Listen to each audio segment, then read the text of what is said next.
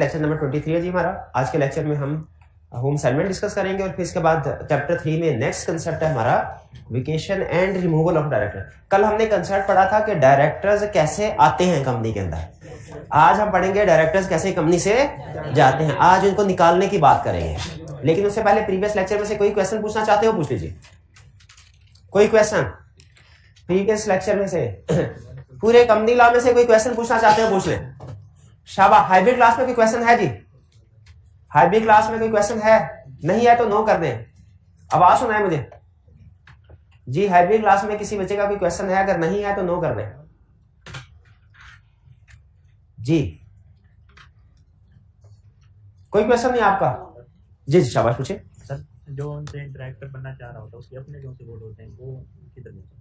जो डायरेक्टर बनना चाह रहा होता है उसके अपने वोट होंगे, वो किधर जाएंगे? कोई भी पर्सन अगर वो मेंबर है वो अपने आप को भी वोट दे सकता है, तो वो अपने आप को वोट दे देगा और जितने चाहे उतने वोट दे देगा।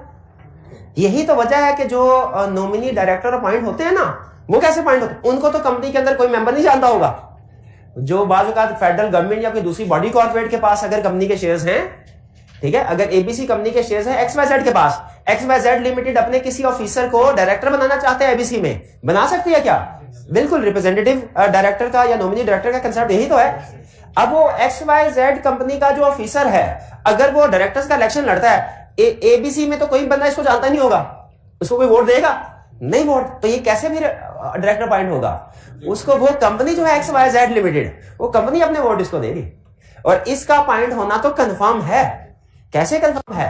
क्योंकि उस कंपनी के पास इतनी शेयर होल्डिंग है।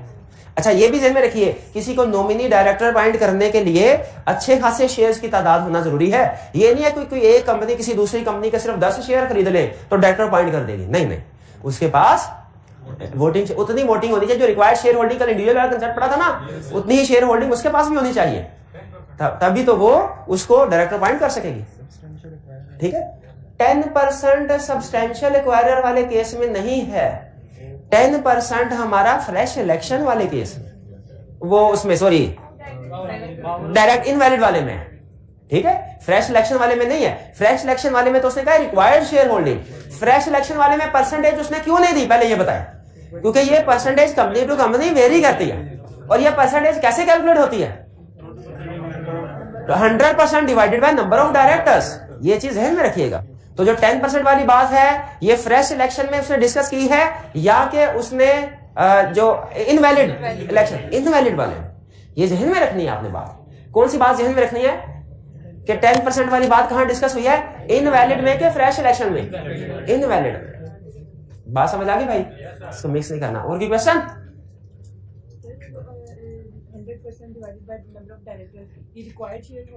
हाँ जी, 100% divided by number of director required share holding है, बिल्कुल ऐसे ही। नहीं, इनवैलिड करने के लिए 10% लोग जाएंगे, फ्रेश इलेक्शन के लिए रिक्वायर्ड शेयर होल्डिंग है। इनवैलिड के लिए तो स्टैंडर्ड ने बताया होगा कितने परसेंट शेयर होल्डिंग, वो कितनी है, सॉरी लॉ ने बताया कितने परसेंट है, 10%। जो फ्रेश इलेक्शन है इसके लिए लॉ ने परसेंटेज नहीं बताई, बल्कि क्या लफ्ज़ इस्तेमाल कर दिया? रिक्वायर्ड शेयर, या बात रिक्विजिट शेयर होल्डिंग का वर्ड बोलते हैं। ठीक है। और ये चूंकि company to company number of directors पे डिपेंड करता है ना, हर कंपनी के डायरेक्टर्स दूसरे से डिफरेंट होते हैं। छोटी कंपनी के डायरेक्टर्स कम होंगे, बड़ी कंपनी के डायरेक्टर्स ज्यादा होंगे। क्लियर? और की क्वेश्चन? और कोई क्वेश्चन नहीं है? चलें फिर पास पेपर के राइट आपके क्वेश्चन की तरफ। वॉल्यूम 1 में कौन कौन सी असाइनमेंट लिखता है? शाबाश। वॉल्यूम 1 की असाइनमेंट क्या? अच्छा ये इतना मासूमाना चेहरा क्यों बना रहे हैं? क्या क्योंकि मैंने गलत सवाल पूछ लिया? क्या असाइनमेंट की तरह कल की पर्ची निकाल लें। आपको डेली दिया जाता है ना लेक्चर प्लान, सारा क्या पढ़ाना है, कहां से पढ़ाना है, ये पढ़ने के बाद आपने असाइनमेंट कौन सी करनी है, कौन कौन से क्वेश्चन, ये सारा प्लान दिया जाता है कि नहीं दिया जाता? किधर है? एब्सेंट है कल, आज तो है ना। आज वाला किधर है? आज वाला नहीं बांटा उसने, तो इसमें भी तो असाइनमेंट लिखी है भाई, कभी देखा ही नहीं। आज जो हमने होम असाइनमेंट ये ऊपर लिखी है वॉल्यूम 1 में क्वेश्चन नंबर 11, 12, या कभी पढ़ तो लिया करे इसको।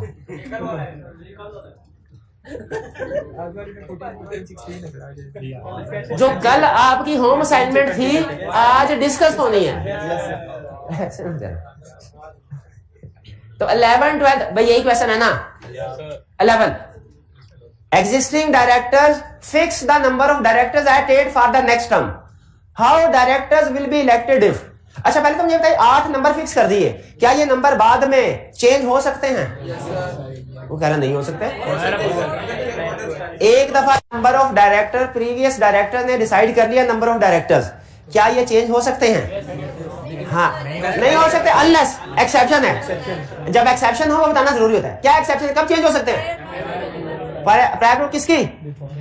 शेयर होल्डर्स की। किस मीटिंग में? जनरल मीटिंग में। शाबाश। लेकिन ये नहीं पूछ रहा, वो तो कुछ और पूछ रहा है। कह रहा है how director will act 8% send notice of interest to contest the election of director. ना ना, इसका जवाब तो आपको आता ही होगा। मुझे ये बताइए, ये जो नोटिस ऑफ इंटरेस्ट भेजना होता है ये कैंडिडेट्स ने, ये कब भेजना होता है? 14 डेज बिफोर इलेक्शन। और कंपनी ने फिर ये नोटिस आगे भेजना होता है किसको? रजिस्टर, इलेक्शन कमीशन को नहीं, रजिस्ट्रार को। कितने दिनों में भेजना होता है? 15 डेज में। लेकिन याद रखें, कंपनी के पास नोटिस आए 15, कंपनी ने आगे भेजे 8। ऐसा क्यों हुआ? क्योंकि 8 ही पॉइंट हुए ना।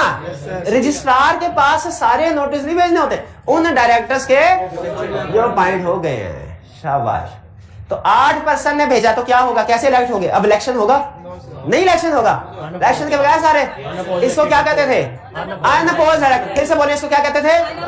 Unopposed directors. अनअपोज्ड, ये कोई वजह है बार बार आपसे कहलवा रहा हूं। क्या कहलवा रहा हूं बड़ा? Unopposed director. क्या ऊंची बोले? क्या?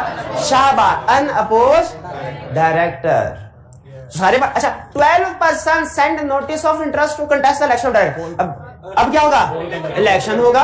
कैसे इलेक्शन होगा? शो ऑफ हैंड के जरिए, पोलिंग के जरिए से। अच्छा, वैसे बेहतरीन आंसर तब होता जब आप ये कहते कि सर इट डिपेंड्स। इलेक्शन कैसे? इट डिपेंड, कंपनी का शेयर कैपिटल है कि नहीं है। ये अगर शेयर कैपिटल नहीं है तो फिर आर्टिकल्स में तरीकाकार लिखा नहीं, फिर शो ऑफ हैंड नहीं, फिर आर्टिकल्स में जो लिखा हुआ है उस तरीके से। और अगर शेयर कैपिटल है फिर बाकी सारे पोलिंग के जरिए होगा। पोलिंग में हर बंदे के पास कितने शेयर्स होंगे?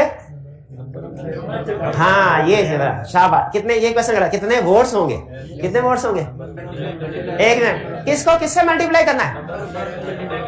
नंबर ऑफ शेयर्स को मल्टीप्लाई करना है जितनी एप्लीकेशन आई है उनसे नहीं, जितने डायरेक्टर्स अपॉइंट करना है। बेहतरीन बेहतरीन। क्लियर हो गया? 12। हाँ, मेरा लाजरा थोड़ा वीक है, कोई बात नहीं, आपके साथ आप इंशाल्लाह सिखा देंगे मुझे। B, ABC limited a public unlisted company. इसमें एक लफ्ज गैर जरूरी है। कौन सा? पब्लिक का लफ्ज। वो तो हमें पहले ही पता चल गया था कि पब्लिक कंपनी है। कैसे पता चला था? नाम में प्राइवेट नहीं है। पब्लिक अनलिस्टेड कंपनी, अनलिस्टेड को हमने अंडरलाइन कर लेना। अनलिस्टेड को has 10 million ordinary share and 5 direct. अच्छा, एक होता है ऑर्डिनरी शेयर, कोई दूसरी काइंड ऑफ शेयर भी होता है। दोनों में फर्क क्या होता है? उसमें वोटिंग राइट नहीं, किसमें? प्रेफरेंस। प्रेफरेंस शेयर में वोटिंग राइट्स, ऑर्डिनरी शेयर में वोटिंग राइट्स होते हैं। शाबाश। अच्छा, एक स्टेटमेंट दे रहा हूं, उसमें गलती ढूंढ दी आपने। एक बंदे के पास 1 मिलियन शेयर्स हैं ऑर्डिनरी, बल्कि सवाल पूछ रहा हूं, और 1 मिलियन शेयर्स हैं प्रेफरेंस। इलेक्शन डायरेक्टर अपॉइंट करने हैं 10, इसके पास कितने वोट होंगे? 10 के 20? 1 मिलियन मल्टीप्लाई बाय 10 या 2 मिलियन मल्टीप्लाई बाय 2? हाँ जी भाई, जिस शेयर पे वोटिंग राइट्स है ही नहीं उस पे थोड़े वोट मिलेंगे। प्रेफरेंस शेयर पे वोटिंग राइट्स नहीं होते, कोई और राइट होते हैं, कोई और राइट होते हैं, वोटिंग राइट्स नहीं होते। बेहतरीन बेहतरीन। चलो, ABC limited public 10 ordinary share. अच्छा है, 5 directors. Shahid acquire 2.5 million ordinary share. Can he require the company to hold fresh election? पहले मैं सोच लूं, ये फ्रेश इलेक्शन का केस है कि इनवैलिड का? फ्रेश इलेक्शन का केस है। हाँ, रिक्वायर्ड शेयर होल्डिंग क्या शाहिद के पास आ गई है? कैसे कैलकुलेट की? इसको कितने % चाहिए थी? कैलकुलेट करके बता। शाहिद को कितने % चाहिए थी शेयर होल्डिंग? हाँ, कितने % चाहिए?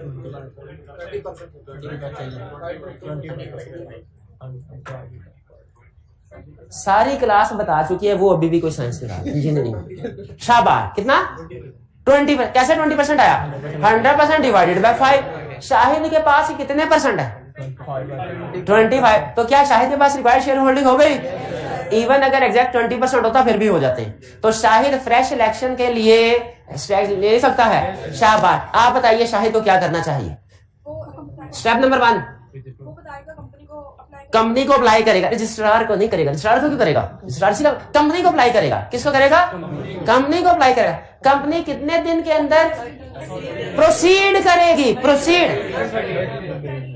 30। अच्छा, अगर 20वें दिन कंपनी ने नोटिस जारी किया कि 40वें दिन एजीएम होगी, जनरल मीटिंग होगी जिसमें इलेक्शन ऑफ डायरेक्टर होगा फ्रेश, क्या ये रिक्वायरमेंट की वायलेशन है कि नहीं? नहीं, लेकिन मीटिंग तो 40वें दिन हो रही है, प्रोसीडिंग तो स्टार्ट कर दी। ये चीज वो 30 दिन के अंदर करनी। और अगर लिस्टेड कंपनी है तो कमीशन का फॉलो किया, ठीक है। अच्छा, आपको याद होगा कल मैंने आपको बताया था, ये है लॉन्ग कट वे, जिसमें पूरी की पूरी मीटिंग दोबारा करनी पड़ती, उसमें सारे के सारे डायरेक्टर का इलेक्शन होता है, ठीक है। जैसे अगर कोई बंदा फर्ज कीजिए प्राइम मिनिस्टर बनना चाहता है, उसके पास वोट्स आगे सारे जितने भी वोट्स चाहिए थे एमएनएस के, तो एक तरीका के असेंबलियां तोड़ दी जाए, इलेक्शन दोबारा हो, फिर प्राइम मिनिस्टर। एक तरीका ये है, ये तरीका है ना, ये लॉन्ग। एक शॉर्टकट भी है, क्या? वो पुराने वाला प्राइम मिनिस्टर रिजाइन कर दें और नए वाले को बैठा दिया जाए, ना असेंबलियां तोड़ने की जरूरत, ना इलेक्शन नए सिरे से करवाने की जरूरत। उसी तरह कंपनी के अंदर एक तो कोई डायरेक्टर के पास, किसी के पास शेयर होल्डिंग आ जाए ना, उससे डायरेक्टर बनना चाहता है, दो तरीके हैं। तरीका 1 यही सारा लॉन्ग वे जो हमने कल पढ़ा। एक दूसरा तरीका क्या है, कोई एक डायरेक्टर अपनी कुर्बानी दे के बाकी के सारे बोर्ड को बचा ले। हाँ, ऐसा वो क्यों करे? क्योंकि बाकी सारे मिन्नतें करेंगे कि भाई यहाँ तो सिर्फ आप घर जाएंगे या हम सारे घर जाएंगे, आपका घर जाना तय है। तो वो कुरानदाजी कर सकते हैं, कोई भी उनकी आपस की अंडरस्टैंडिंग होगी, भाई कोई तो कुर्बानी दे दे यार, ठीक है। कोई तो एक डायरेक्टर रिजाइन करेगा, कैजुअल वैकेंसी क्रिएट हो जाएगी, और फिर क्या किया जाएगा? शाहिद भाई को director appoint, casual vacancy fill हो गई। देखिए उनका भी काम पूरा हो गया और इलेक्शन भी नहीं करवाने पड़े, बाकी के डायरेक्टर्स भी उधर है। तो आपको कौन सा तरीका पसंद आया? फ्रेश इलेक्शन वाला के कैजुअल वैकेंसी वाला? कैजुअल। तो एग्जाम में अगर वो केस स्टडी में पूछे ना, तो आपको याद आ जाए, तो फ्रेश इलेक्शन तो बताना ही बताना है, साथ में आप कैजुअल वैकेंसी का तरीका शॉर्टकट भी बता दें, उसे पता चल जाएगा आपकी अच्छी प्रैक्टिस है, आपको शॉर्टकट भी पता है। हाँ, उन्होंने एक मजीद अच्छा सोल्यूशन प्रेजेंट ऑफर किया कि सर रिजाइन करवाने की क्या जरूरत है, एक और ऐड कर देते हैं। लेकिन मुझे ये बताइए, क्या शेयर होल्डर्स की एक दफा जो नंबर ऑफ डायरेक्टर फिक्स हो गए, क्या शेयर होल्डर की इजाजत के बगैर इंक्रीज हो सकते हैं? अभी थोड़ी देर पहले पढ़ा, इंक्रीज नहीं हो सकते। डिक्रीज कैजुअल वैकेंसी होने की वजह से डिक्रीज हो, इंक्रीज, वरना तो वो अपने अपने रिश्तेदारों को बाइंड करते जाएंगे। ये रोक क्यों लगाई है भला ने? वरना डायरेक्टर अपने रिश्तेदारों को बाइंड, मेरा भतीजा है, इसने अभी इंटर पास किया है, आ जाओ भाई डायरेक्टर लग जाओ। पता चले इंटर का रिजल्ट आया, 10 डायरेक्टर मजीद ऐड हो गए। ये मेंबर्स की, इस वजह से किसी ने एक को कैजुअल वैकेंसी क्रिएट करनी पड़ेगी, ऐड नहीं कर सकते। चलिए 11 पार्ट भी क्लियर हो गया जी। 12. Recently, the company secretary of Al Falah Sugar Mills Limited has received a letter from Ghalib, a shareholder, whose holding in the company share has increased to 14% during the year 2013 to seek appointment on ASML's board of directors. Shareholder है जिसकी share holding कितने percent हो गया है, उसे directors की तादाद बताइए। Company secretary has informed him that he can not be admitted on the board till the next election becomes due. Company secretary ने क्या कहा, जब तक अगला बोर्ड का इलेक्शन नहीं होगा आप डायरेक्टर नहीं बन सकते। Not being satisfied with the response, Ghalib को गुस्सा आ गया। गालिब ने कहा नहीं, मैं अपने लीगल एडवाइजर से मशवरा लेता हूं। गालिब भागा भागा आपके पास आया। Ghalib has asked you to advise on the above matter and explain the course of action available to him under companies act. अब इसमें सबसे बड़ा क्वेश्चन है ना, जिसके ऊपर पूरी केस स्टडी टिकी हुई है, वो क्वेश्चन क्या है? क्या उसके पास रिक्वायर्ड शेयर होल्डिंग है या नहीं? क्या आप बता सकते हैं रिक्वायर्ड शेयर होल्डिंग है कि नहीं? बता सकते हैं। उसने 14% शेयर होल्डिंग बताई है, लेकिन नंबर ऑफ डायरेक्टर्स नहीं बताए। उसने बता दिया कि रिक्वायर्ड शेयर होल्डिंग है? नहीं, क्वेश्चन में उसने नहीं बताया। उसने कहा है शेयर होल्डिंग इंक्रीज हुई है 14%। अब ये कंपनी लिस्टेड है कि अनलिस्टेड है, ये भी नहीं बताया। लिस्टेड होती तो किधर बताया? लिस्टेड है कि अनलिस्टेड ये पूछ रहा हूं। पब्लिक है कि प्राइवेट ये नहीं पूछ रहा। लिस्टेड है कि अनलिस्टेड ये पूछ रहा हूं। ये नहीं बताया हुआ, क्योंकि इस लिस्टेड होती तो मैं कहता कम से कम 7 मेंबर होंगे, तो 100 डिवाइडेड बाय 7 वो शायद कहीं करीब तरीन आ जाती, लेकिन अभी नहीं। तो अब मुझे क्या करना चाहिए? इफ करके आंसर, शाबाश दोनों, कि अगर इसके पास रिक्वायर्ड शेयर होल्डिंग पूरी हो गई है तो फिर वो इंटाइटल्ड है और वो कंपनी को नोटिस देगा। कंपनी ने 30 दिन के अंदर अंदर प्रोसीडिंग स्टार्ट करनी है। लिस्टेड कंपनी है तो कमीशन के इंस्ट्रक्शंस को फॉलो करेगी। और अगर इसके पास रिक्वायर्ड शेयर होल्डिंग नहीं है तो फिर नहीं कर सकता। तो दोनों बता देनी चाहिए कि कोई एक बात, दोनों बता देनी चाहिए। शाबाश। 12 क्लियर जी। कैजुअल वैकेंसी वाली बात भी बता, बिल्कुल। जब आप कहेंगे रिक्वायर्ड शेयर होल्डिंग आ गई है तो अगली बात कैजुअल वैकेंसी की भी बता सकते हैं कि कंपनी कैजुअल वैकेंसी के जरिए से भी इसको, लेकिन फ्रेश सिलेक्शन वाली बात तो लाजिम है आपके ऊपर, वो तो लाजिम है कि आपने वो लिखनी। कैजुअल वैकेंसी वाली दिल करे तो लिखे, नहीं दिल करे तो ना लिखे। 13 Junaid was elected as a director of Abid limited in its last annual general meeting. Last annual general meeting director कितने अरसे के लिए अपॉइंट होता है?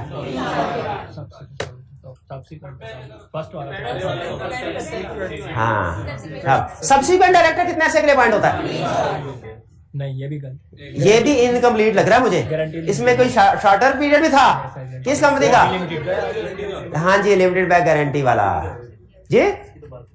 मैंने सिंपल पूछा है क्वेश्चन, सब्सिक्वेंट डायरेक्टर्स का टेन्योर क्या है? क्या मैंने टाइप ऑफ कंपनी बताया आपको? तो आपका क्या फर्ज है कि दोनों टाइप ऑफ, अगर कंसेप्ट फर्क है तो दोनों बताएं। जब मैं आपसे सिर्फ इतना कहूं डायरेक्टर का टेन्योर क्या है, तो क्या सिर्फ सब्सिक्वेंट का बताएंगे? सबका बताएंगे। अगर मैं कहूं फर्स्ट डायरेक्टर का टेन्योर क्या है, फर्स्ट डायरेक्टर का बताएंगे। अगर पूछूं सब्सिक्वेंट का क्या है, सब्सिक्वेंट में अगर लिमिटेड बाय शेयर और लिमिटेड बाय गारंटी में फर्क है और मैंने टाइप ऑफ कंपनी नहीं बताई, तो आप पे फर्ज क्या है? दोनों बताएं, दोनों बताएं। लॉ में फेल होने की बड़ी रीजन कंसेप्ट ना आना नहीं है, इनकम्प्लीट आंसर है। और आप हमेशा जिम्मेदारी के साथ कह रहा हूं, लॉ के रिटन फॉर्म में 10 क्वेश्चन करेंगे ना, उनमें से कम से कम 6 क्वेश्चंस में आपका आंसर इनकम्प्लीट होगा, इनकम्प्लीट होगा। अब नोट कर लें। और यही मैं आपको एहसास दिलाना चाहता हूं, ताकि जब आप एग्जाम में बैठ के क्वेश्चन कर रहे हो ना, तो एक दफा कम से कम जरूर सोचे कि कोई पॉइंट रह तो नहीं गया। ये प्रैक्टिस आपने करी, रिटन असाइनमेंट तो करते हैं ना, रिटन असाइनमेंट के बाद एक्सपेरिमेंट कर ले, इसको जैसे सोल्यूशन के साथ कंपेयर करें और देखें कि आपका आंसर कंप्लीट है कि नहीं। 50% से ज्यादा केसेस में आंसर आपका कंप्लीट नहीं होगा, पक्की बात है, ये मेरी तजर्बे की बात है। आप गलत साबित कर सकते हैं तो कर दे मेरा तजर्बा, मुझे खुशी होगी। अगर गलत साबित करेंगे तो मुझे खुशी होगी, करके देख लें। कह रहा जुनैद एजीएम में after a few months it was found that Junaid's appointment was not valid as votes by certain members were counted twice due to an error. Double. अब देखें, पार्लियामेंट की कार्रवाई जो है, पार्लियामेंट की, क्या कोर्ट में चैलेंज हो सकती है? इधर हो सकती है कंपनी की कार्रवाई। अगर गलत वोट काउंट हुए थे तो बताइए, अभी भी कहेंगे रात गई बात गई, अब डायरेक्टर बन गया तो चले रहने दे, क्या डिस्क्वालीफाइड हो जाएगा? अच्छा, डिस्क्वालीफाइड हो जाएगा। जरा सोच के बताइए। अब मैं आपका कैफ 4 का कंसेप्ट टेस्ट करने लगा, देखता हूं आप कैफ 4 भूल गए कि याद है। ये अपॉइंटमेंट वाइड होगी कि वाइड अब वाइड एब इनिशियो, वाइड होगी कि वाइड एब इनिशियो होगी? वाइड होगी। जिस दिन से डिस्कवरी आई उस दिन से प्रीवियस एक्ट वैलिड है, previous act, past acts of disqualified directors are valid. कह रहा था few directors have challenged the validity of all meetings attended by him and the actions taken therein। हम क्या कहेंगे? हम कहेंगे इस इशू के सामने आने के बाद उसकी जो भी मसले में वो फायदा है, अब वो डायरेक्टर नहीं रहा, अब वो कोई मीटिंग अटेंड नहीं करेगा, कोई डिसीजन में पार्टिसिपेट नहीं करेगा। लेकिन ये फैक्ट डिस्कवर होने से पहले जितनी मीटिंग है, जितने डिसीजन है उसमें वो वैलिड है। आगे चल के एक डिविडेंड वाला टॉपिक आएगा, उसमें भी उसने ये कंसेप्ट डिस्कस किया। उसने कहा कंपनी ने डिविडेंड डिक्लेयर किया, डायरेक्टर्स ने वोट किया, इस डायरेक्टर ने भी कहा डिविडेंड दे दो 10 रुपए के हिसाब से। बाद में पता चला इस डायरेक्टर की अपॉइंटमेंट में डिफेक्ट है, तो क्या वो जो शेयर होल्डर को डिविडेंड दे चुके हैं अब वापस लिया जाएगा? नहीं लिया जाएगा। तो past acts of disqualified directors are valid. कुछ समझ आई? हाइब्रिड क्लास में स्टूडेंट्स को कुछ समझ आई? अच्छा, एक तो वैसे हाइब्रिड क्लास दूर है, साथ वाले कमरे में है ना, तो दूर ही होगी। उस हाइब्रिड क्लास में भी एंड पे बैठे हुए हैं सारे स्टूडेंट। भाई इतना क्या डर, आगे आ जाए ना, मुझे शक्ल तो नजर आया आपकी। शाबाश। ये ब्लू शर्ट वाले भाई आगे आ जाए, जरा करीब आ जाए, करीब आ जाए। शाबाश। तो मुझे बताइए, क्या समझ आ रही है आपको? ये ब्लू शर्ट वाले भाई को समझ आ रही है? यस सर, आ रही है। शाबाश। चलिए, ये तो थे हमारे वॉल्यूम 1 की असाइनमेंट। क्या वॉल्यूम 2 के भी क्वेश्चन करनी है असाइनमेंट? थी। अच्छा हाँ, और वो इस चैप्टर की नहीं थी, मैंने जानबूझ के चैप्टर। अच्छा मुझे बताइए, असाइनमेंट जानबूझ के मैं आपको एक चैप्टर की नहीं मल्टीपल चैप्टर्स की देता हूं, इसकी क्या वजह है? हाँ जी, ताकि रिवीजन, ताकि आप प्रीवियस कंसेप्ट भूल ना रहे हो। वो क्वेश्चन 1 था, 1, 4 और 10 था ना। Mackerel limited ML is a listed company, underline करें लिस्टेड को, engaged in business of fish farming. As part of its expansion plan, ML's board has decided to invest in poultry and dairy business, for which principal line of business is required to be, principal line of business change करनी है। Under the provisions of Companies Act 2017 describe the prescribed procedure for changing ML's principal line of business. Principal line of business change करने के procedures क्या होंगे? 1 minute, सिर्फ एक सवाल मेरा भाई से, क्या इसमें कमीशन की अप्रूवल चाहिए या नहीं चाहिए? चाहिए, ये हाल है इनका। रजिस्टर्ड ऑफिस क्लास के लिए चाहिए होती है, प्रिंसिपल लाइन ऑफ बिजनेस के लिए नहीं चाहिए होती है। 1 मिनट है आप, इन्होंने कहा प्रिंसिपल लाइन ऑफ बिजनेस के लिए चेंज करने कमीशन की अप्रूवल चाहिए। इन भाई को मेरा भी करने चाहिए, इनको सही साबित करें, भाई को सही साबित करें। क्या कर सकते हैं सही साबित?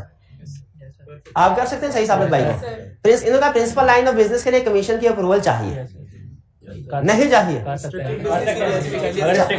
अगर ऐसा बिजनेस हो जो रिस्ट्रिक्टेड है, सब्जेक्ट टू लाइसेंस है, उसके लिए कमीशन का ऑर्डर चाहिए, परमिशन चाहिए, वरना नहीं चाहिए, रूटीन में नहीं चाहिए। और ये चूंकि क्वेश्चन में उसने मेंशन नहीं किया और नंबर भी कम है, तो मैं क्या अज्यूम करूं कि प्रोसीजर रेगुलर वाला लाइन ऑफ बिजनेस होगा ना, सब्जेक्ट लाइसेंस वाला नहीं होगा। इसमें क्या करना पड़ता है मेरा भाई बताएं?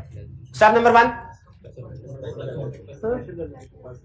स्पेशल रेजोल्यूशन पास कर दी पड़ती है, शाबाश, तीर सही निशाने पे जा लगा। और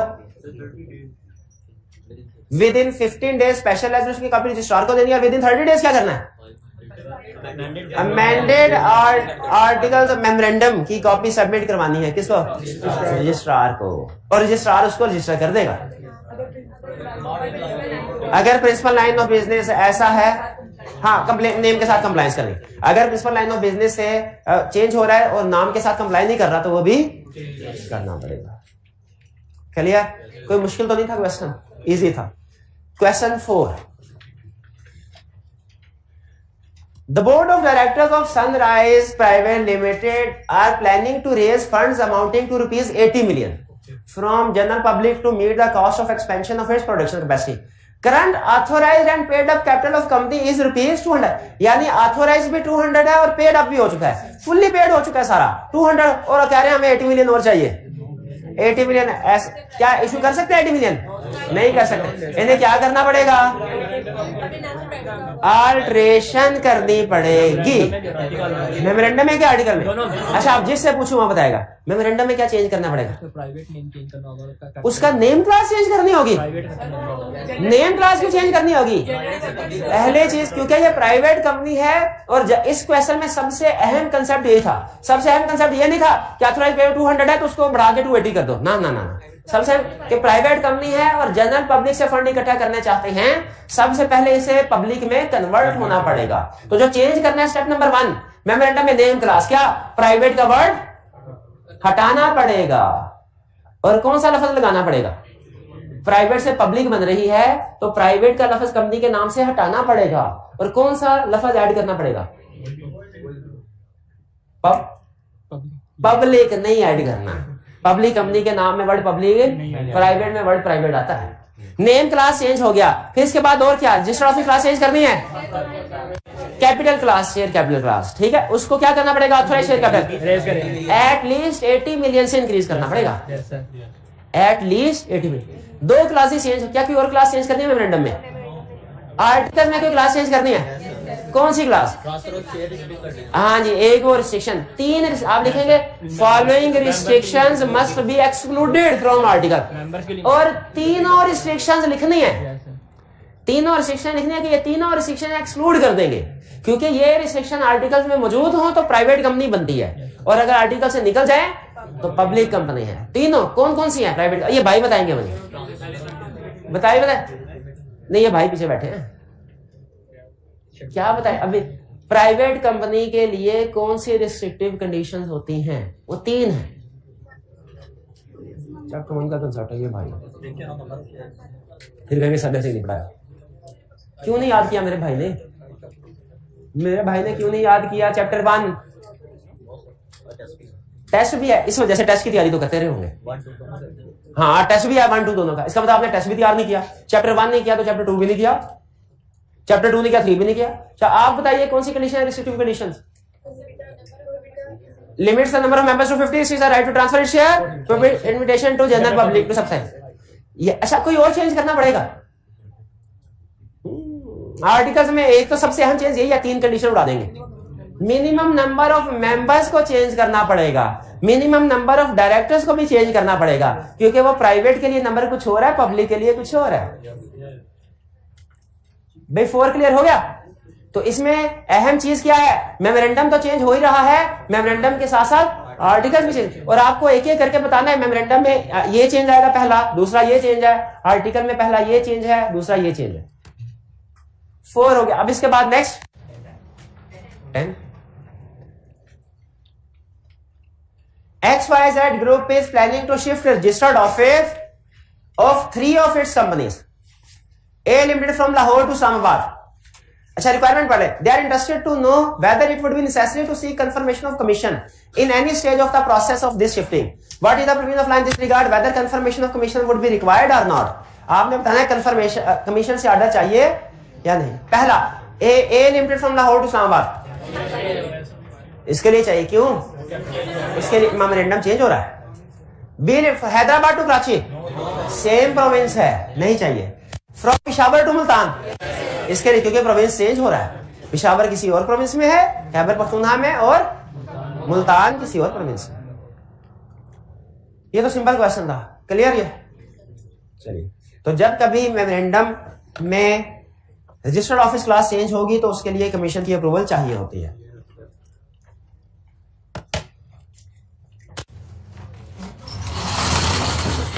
अब आज का कंसेप्ट, अच्छा कंसेप्ट छोटा ही है आज का, लेकिन अटेंटिव होकर सुनना है आपने। कंसेप्ट क्या है? डायरेक्टर्स कैसे ऑफिस खाली करेंगे, यूं कह रहे हैं ऑफिस खाली करेंगे, क्योंकि जो ऑफिस खाली करना होता है वेकेट द ऑफिस, यहां जो डायरेक्टर जाते हैं उसकी 2 रीजन होती हैं। एक ये कि वो खुद कोई ऐसा काम करे कि उन्हें घर जाना पड़े, और एक वो कि वो खुद घर नहीं जाना चाहते, उन्हें जबरदस्ती धक्के मार के निकाला जाए। तो ये जो रिमूवल है ये है केस के धक्के मार के डायरेक्टर को ऑफिस से निकाला, और ये जो वेकेशन है इसका मतलब क्या है? डायरेक्टर ने खुद कोई ऐसा काम किया, अब वो डायरेक्टर नहीं रहा। पहले वेकेशन या रिमूवल, क्या पढ़े? वेकेशन पढ़ लेते हैं। क्या पहली रीजन, कब कोई ऑफिस ऑफ डायरेक्टर वेकेट होगा? वेकेट होने का मतलब खाली होगा। कोई पोस्ट डायरेक्टर वाली कब खाली होगी? जब वो इनएलिजिबल हो जाएगा, यानी डिस्क्वालिफाइड हो जाएगा। हमने डिस्क्वालिफिकेशन की कंडीशन पढ़ी है ना 10-12, वो कंडीशन में से देखिए, वो condition at time of appointment भी पूरी करनी होती है और बाद में भी। अगर अपॉइंटमेंट के बाद क्वालिफाइड था, बाद में डिस्क्वालीफाई हो गया तो वो इनएलिजिबल हो गया। ठीक है, जैसे फर्ज कीजिए उसने डायरेक्टर था लिस्टेड कंपनी का और डिफॉल्ट कर दिया, अपनी गलती है ना। यहां ब्रोकर बन गया, अपनी गलती है, ब्रोकर थे, ठीक है, ये भी उसकी अपनी गलती है, तो वो डिस्क्वालीफाइड हो गया, इनएलिजिबल। क्लियर? ऑफिस वेकेट हो गया। दूसरा, उसको जिस काम के लिए रखा गया है वो वही काम ना करे। उसको डायरेक्टर बनाया गया है ताकि मीटिंग्स हो, वो पार्टिसिपेट करे, डिसीजन मेकिंग में हिस्सा ले, गाइडेंस प्रोवाइड करे कंपनी को क्या करना चाहिए। लेकिन अगर मीटिंग हुई, पहली मीटिंग हुई, वो मीटिंग में नहीं आया, क्यों? कोई बात नहीं, पहली माफी, चलो ठीक है। दूसरी मीटिंग हुई, उसमें भी नहीं आया, फिर क्यों माफी? और सीधा बीमार हो गया, ठीक है। तीसरी मीटिंग हुई, उसमें भी नहीं आया, तीसरी मीटिंग में भी नहीं आया, तो अगर इतना ही बीमार है तो फिर घर ही बैठे। 3 कंसेक्टिव मीटिंग्स, कितने? अगर कोई डायरेक्टर 3 कंसेक्टिव मीटिंग में बगैर बताए, बगैर, without seeking leave, without leave, अगर कोई डायरेक्टर 3 कंसेक्टिव मीटिंग में एब्सेंट हो, वो डिस्क्वालीफाइड। उसको फिर लंबी छुट्टी पे भेज देंगे, उसको लंबी। लेकिन इसमें 2 अल्फाज अहम है जो अंडरलाइन करने हैं आपने, एक है लीव, एक है कंसेक्टिव। कंसेक्टिव और लीव, ये अंडरलाइन करें। क्योंकि वो कहेगा जनवरी में मीटिंग हुई, गैर हाजिर था, फरवरी में मीटिंग हुई, गैर हाजिर था, मार्च की मीटिंग में आ गया, अप्रैल में फिर गैर हाजिर, तो क्या ये कैजुअल ये डिस्क्वालीफाइड नहीं है? क्यों? कंसेक्टिव नहीं है। एक में उसने कहा बाहर के मुल्क चला गया 6 महीने के लिए, लेकिन अर्जी दे के गया, रुखसत लेके गया, लीव, हाँ, तो क्या आप डिस्क्वालीफाइड हो गया? नहीं। तो 2 कंडीशंस हैं, 3 कंसेक्टिव मीटिंग विदाउट लीव। भाई ये सेकंड पॉइंट में क्लियर। फिर अगर वो कोई ऐसा, अल्लाह ने वर्ड यूज नहीं किया लेकिन मैं कर रहा हूं, अगर वो कोई ऐसा काम करे जिससे कंफ्लिक्ट ऑफ इंटरेस्ट क्रिएट होता हो, जिस या लैकिंग फिड्यूशरी बिहेवियर का केस होता हो, कंफ्लिक्ट ऑफ इंटरेस्ट यानी एग्जांपल क्या है कि कंपनी का नुकसान कर रही थी, अगर डायरेक्टर अपना फायदा, खुद बताइए, कंपनी का नुकसान करके डायरेक्टर अपना फायदा कर रहा हो, क्या उसे करना चाहिए? करना चाहिए। लॉ में एक बड़ी इंटरेस्टिंग एग्जांपल है, वो कहता है एम्प्लॉय को लोन देना हो ना, डायरेक्टर अप्रूव करेंगे, और डायरेक्टर को लोन देना होगा तो फिर शेयर होल्डर्स अप्रूव करेंगे। अब अगर कोई डायरेक्टर लोन लेता है लेकिन मेंबर्स की अप्रूवल के बगैर, खुद बताएं क्या उसे डायरेक्टर होने का हक है? नहीं। माले मुफ्त दिले बेरहम वाला हिसाब कर रहा है वो। तो अगर कोई लोन लेगा विदाउट अप्रूवल ऑफ मेंबर्स, कोई डायरेक्टर लोन लेगा विदाउट, तो वो विकेट, ऑफिस क्या होगा? विकेट हो जाएगा। लेकिन कहता है अगर आपने किसी बैंक से, फाइनेंशियल इंस्टीट्यूशन कहता है बैंक को, अगर उसने किसी बैंक से लोन ले लिया ना, फिर डिस्क्वालीफाइड नहीं होगा। जैसे एमसीबी है, एक एमसीबी का डायरेक्टर है, उसने एमसीबी से लोन ले लिया, शेयर होल्डर की अप्रूवल ले ली, एमसीबी का डायरेक्टर एमसीबी से शेयर होल्डर्स के अप्रूवल, तो क्या ऑफिस विकेट होगा कि नहीं? क्यों नहीं होगा? उसका काम ही सारी, वो कहेगा सारी दुनिया लोन ले रही है तो मैंने भी तो उसी हिसाब से लोन, कोई एक्स्ट्रा फेवर थोड़ी लिया है। तो इसीलिए अगर फाइनेंशियल इंस्टीट्यूशन वाले केस में किसी डायरेक्टर ने लोन लिया मेंबर की अप्रूवल के बगैर तो नहीं, लेकिन इसके अलावा अगर कोई भी डायरेक्टर मेंबर्स की अप्रूवल के बगैर लोन लेता है तो ऑफिस वैकेट हो जाएगा। हाँ, मेंबर से अप्रूव करवा के लोन ले, वो फिर जितना मर्जी ले ले, उसमें हमें एतराज नहीं है। जी, लिस्टेड कंपनी, हाँ, अगर लिस्टेड कंपनी है तो फिर मेंबर के साथ एक और बंदे से भी अप्रूवल लेनी है। वो किससे? कमीशन। तो लिस्टेड कंपनी के केस में कमीशन से भी अप्रूवल लेनी है, कमीशन से ही अप्रूवल नहीं लेनी, समझ रहे हैं? कमीशन दोनों से, लिस्टेड कंपनी के केस में दोनों से। नेक्स्ट, ऑफिस ऑफ प्रॉफिट अगर होल्ड कर, अच्छा लोन नहीं लेता लेकिन ऑफिस ऑफ प्रॉफिट लेता है, इसमें लोन और ऑफिस ऑफ प्रॉफिट का फर्क है, बाकी तकरीबन सेम है। ऑफिस ऑफ प्रॉफिट क्या है ये सुनिए, इसमें प्रॉफिट से मुराद बेनिफिट है। प्रॉफिट से मुराद क्या है? प्रॉफिट से मुराद अकाउंटिंग वाला प्रॉफिट नहीं है।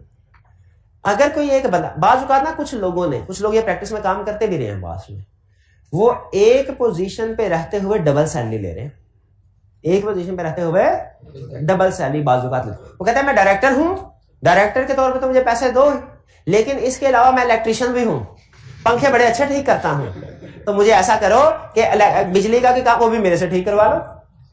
क्या एक ही पोस्ट के, एक ही बंदे को 2 डिफरेंट पोस्ट पे पेमेंट होनी चाहिए?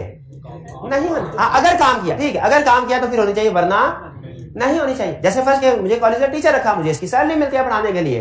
अब अगर मैं ये कहूं कि जी जूम मीटिंग जो ऑनलाइन वाले स्टूडेंट्स के लिए होती है ना, उसके लिए मुझे अलग से पैसे दीजिए, दे तो दिए, शाबाश। तो इसीलिए याद रखें, लॉ ये कहता है अगर कोई पर्सन डायरेक्टर है और डायरेक्टर होते हुए कोई और ऑफिस ऑफ प्रॉफिट होल्ड करता है, ऑफिस ऑफ प्रॉफिट का मतलब ऐसा ऑफिस जिससे कोई ना कोई फायदे आए, और ऑफिस ऑफ प्रॉफिट को एक्सप्लेन करते हैं, वो कहते हैं लाजमी नहीं कि वो फायदा कैश में हो, वो नॉन कैश, जैसे हो सकता है उसे गाड़ी दे दी जाए, उसे हो सकता है कि कोई घर दे दिया जाए, कि डायरेक्टर के तो पैसे मिलेंगे, इसके अलावा जो दूसरा काम है उसके बदले में आपको कोई नॉन कैश कंसिडरेशन मिल जाएगी, तो वो भी ऑफिस ऑफ प्रॉफिट समझा जाएगा। डायरेक्टर होते हुए कोई और ऑफिस ऑफ प्रॉफिट होल्ड करे, लॉ कहता है ऐसा नहीं होगा, वरना वो डबल तनख्वाह ले रहे होंगे। हाँ, कुछ सूरतों में लॉ ने इजाजत दी है, जैसे लोन भी मना किया था ना, लेकिन एक सूरत में इजाजत दी, किस सिचुएशन में? Financial institution. उसी तरह ऑफिस ऑफ प्रॉफिट भी मना कर लिया डायरेक्टर के लिए, लेकिन कुछ सिचुएशन में इजाजत दी। जैसे चीफ एग्जीक्यूटिव है, चीफ एग्जीक्यूटिव आपको पता है वो एज्यूम डायरेक्टर भी होता है, ये हमने वो डायरेक्टर में पढ़ा था ना, मेंबर वाले 4 एक्सेप्शन। तो वो कोई पर्सन डायरेक्टर भी है, चीफ एग्जीक्यूटिव, ये हो सकता है वो डायरेक्टर की मीटिंग अटेंड करने के भी पैसे लेगा और चीफ एग्जीक्यूटिव के तौर पे कंपनी को मैनेज कर रहा है, उसके भी पैसे लेगा। इसकी इजाजत दी है। इसी तरह अगर कोई लीगल एडवाइजर है, कोई टेक्निकल एडवाइजर है, यानी टेक्निकल एडवाइजर मींस वाकई वो इलेक्ट्रीशियन है फर्ज करें, और वो पंखे शंखे ठीक है तो उसको दे दे या पैसे। और लीगल एडवाइजर है यानी वो वकील भी है और अच्छा मीटिंग आके अटेंड कर रहा है, लेकिन कंपनी के खिलाफ कोई केस आया वो भी लड़ रहा है। केस लड़ने के ज्यादा पैसे होने चाहिए कि नहीं, कि डायरेक्टर को जो मीटिंग अटेंड करने के पैसे मिलते हैं उसी में निपटाए, ज्यादा से मिले। तो 3 एक्सेप्शंस हैं, इनमें director office of profit hold कर सकता है, वरना नहीं कर, और अगर करेगा तो डिस्क्वालीफाइड हो जाएगा। फिर से कि लॉ ने क्या कहा, वेकेशन ऑफ ऑफिस का पहला कंसेप्ट कौन सा है कि जब इनएलिजिबल हो जाएगा। दूसरा 3 कंसेक्यूटिव मीटिंग विदाउट, और नेक्स्ट अगर वो लोन होल्ड करता है विदाउट अप्रूवल मेंबर्स, या ऑफिस ऑफ प्रॉफिट होल्ड करता है विदाउट। लेकिन लोन की एक्सेप्शन क्या है, फाइनेंशियल इंस्टीट्यूशन से ले सकता है। और ऑफिस ऑफ प्रॉफिट की एक्सेप्शन क्या है, chief executive, legal adviser, technical adviser. और फिर इसके अलावा अगर आप चाहे, लॉ कहता है मेरा कंसेप्ट यहां पे खत्म हो गया, लेकिन अगर आप आर्टिकल्स में कोई एडिशनल ग्राउंड ऐड करना चाहते हैं तो कर सकते हैं, यानी किसी और रीजन की वजह से भी, किसी और रीजन की वजह से भी अगर आप चाहते हैं कि ऑफिस वेकेट हो जाए तो कर सकते हैं। क्लियर? आगे चलते हैं।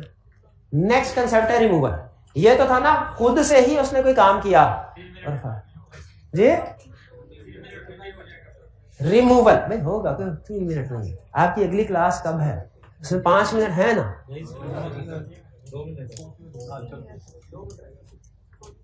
रिमूवल कंसेप्ट ही छोटा सा है, कंसेप्ट छोटा सा है। आपका ख्याल है मैं टाइम कैलकुलेट नहीं किया होता कि कितना पढ़ाना है, छोटा।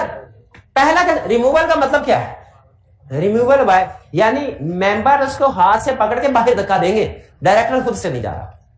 क्या कोई एक डायरेक्टर जो फ्रॉड कर रहा हो, 2 नंबरिया कर रहा हो और कहे मुझे 3 साल से पहले कोई हाथ भी नहीं लगा सकता, तो क्या उसे रिमूव किया जा सकता है? क्या डायरेक्टर को डायरेक्टरशिप से रिमूव किया जाए? अच्छा, पहला रूल समझे।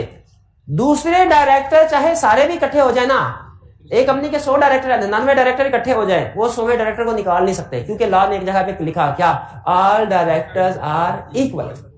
तो उनको रिमूव करने के लिए ना कोई हायर अथॉरिटी चाहिए, जो कौन होगी, मेंबर्स। अच्छा, अब डायरेक्टर को रिमूव करना है तो उसके लिए मेंबर्स के वोट चाहिए। अब वोट कितने चाहिए ये डिपेंड करता है कि वो इलेक्टेड डायरेक्टर था या के फर्स्ट डायरेक्टर या कैजुअल वैकेंसी या अनअपोज्ड वाला। इलेक्टेड और सेलेक्टेड, ये इलेक्टेड है, ये सेलेक्टेड है ना। फर्स्ट डायरेक्टर सिलेक्टेड ही होता है, इलेक्शन थोड़ी है। कैजुअल वैकेंसी सिलेक्टेड है।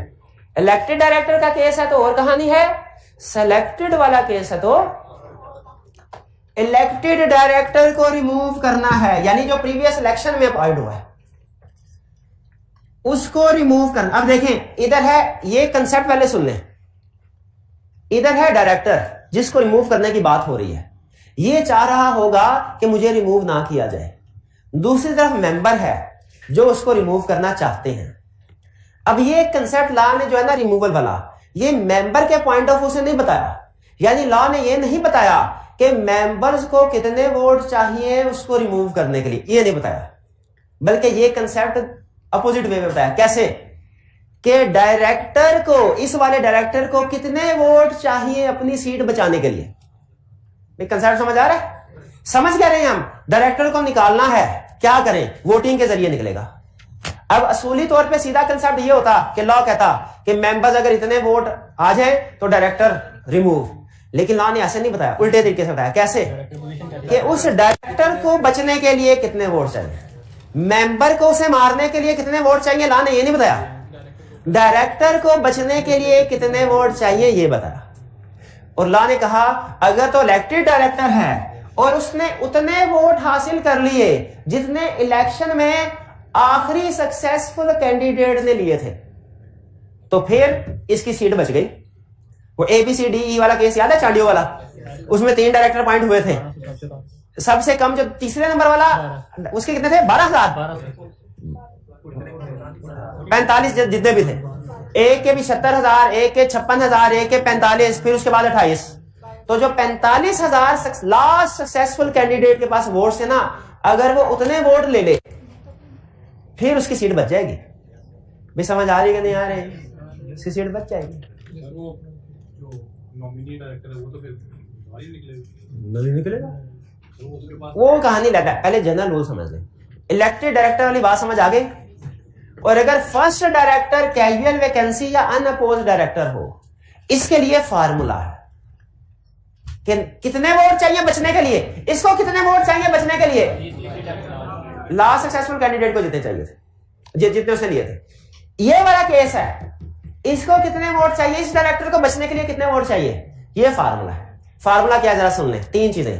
Number of shares of company कितने हैं, कंपनी के शेयर्स कितने हैं, number of amount of share capital नहीं करा, कितना, multiply by directors appointed at AGM. AGM में कितने डायरेक्टर अपॉइंट हुए, 10, divided by directors for time being. इस वक्त कितने डायरेक्टर्स हैं, इस वक्त 7 है, बाकी 3 किधर गए, मर गए। अच्छा मर गए, फिर ठीक है, फिर नीचे 7 आ जाएगा। लेकिन अगर नहीं मरे तो ऊपर और नीचे के number of directors normally same रहते हैं, ऊपर 10 होना, नीचे भी 10 है। लेकिन अगर किसी की डेथ हो जाए ना, या डिस्क्वालिफिकेशन हो जाए, तो ऊपर का नंबर ज्यादा होगा, नीचे का नंबर। फिर से बताइए, अगर किसी डायरेक्टर को रिमूव करना है कैसे कर सकते हैं? 2 तरीके। इलेक्टेड डायरेक्टर का केस अलग है, और फर्स्ट या कैजुअल वैकेंसी या अनअपोज्ड का केस अलग है। अगर इलेक्टेड डायरेक्टर है तो सीट बचाने के लिए कितने वोट चाहिए, लास्ट सक्सेसफुल कैंडिडेट। और अगर वो फर्स्ट कैजुअल वैकेंसी अनअपोज्ड का केस है, फार्मूला। शाबाश। अगर ये जिससे फार्मूला पूछा उसने फार्मूला बता दिया ना, तो आपको छुट्टी। ये भाई बताइए क्या फार्मूला है? फर्स्ट डायरेक्टर को निकालना है, कितने वोट्स फर्स्ट डायरेक्टर को चाहिए बचने के लिए, number of shares multiply by directors appointed multiply by directors divided by directors for the time being. अच्छा मुझे बताइए, ये जो ऊपर वाली फिगर है डायरेक्टर्स अपॉइंटेड और नीचे वाली है for the time being, normally दोनों सेम होती हैं। कब नीचे वाली कम होगी? जब डायरेक्टर्स कम हो जाए, कोई डेथ हो जाए या डिस्क्वालिफिकेशन हो जाए। लेकिन अगर किसी की डेथ हुई और कैजुअल वैकेंसी फिल कर दी, फिर दोबारा सेम हो जाएंगे। मैं क्लियर? अब ये क्वेश्चन हैंडल कर लेंगे, समझ आ गया कंसेप्ट? लेकिन मुश्किल तो था, ऐसे आप परेशान हो रहे थे। अब आपने असाइनमेंट लाजमी करनी है ताकि पक्का हो जाए, पास पेपर का क्वेश्चन कर सकते हैं कि नहीं। आज का लेक्चर यहाँ खत्म।